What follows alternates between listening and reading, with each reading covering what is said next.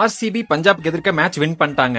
First team to qualify into play off and top 2 ஸ்பாட்டையும் more over seal பண்ணிட்டாங்க. ஆனா இப்ப அது மேட்டர் கிடையாது. இந்த மேட்ச்க்கு முன்னாடி மேத்தமெட்டிக்கல் ப்ராபபிலிட்டி ஒன்னு இருந்துச்சு. ஆர்சிபி இந்த மேட்சை வின் பண்ணா சிஎஸ்கே ஓட குவாலிஃபிகேஷன் சான்சஸ் அதிகமாகும். ஆனா அதை பார்த்து சில சிஎஸ்கே ஃபேன்ஸ் என்ன சொன்னாங்கன்னா, நீங்க ஜெயிச்சு எங்களை பிளே ஆஃப் கூட்டு போக வேணாம், நாங்க ஹாப்பியா எலிமினேட் ஆகிறோம். ஆனா அப்படி சொல்லியிருந்தா கூட பரவாயில்ல, பஞ்சாப் டிசர்வ்ஸ், நாங்க பஞ்சாபுக்கு சப்போர்ட் பண்றோம், அவங்க ஃபைனல்ஸ் போயிட்டு ஃபர்ஸ்ட் கப் அடிக்கட்டுமாமா.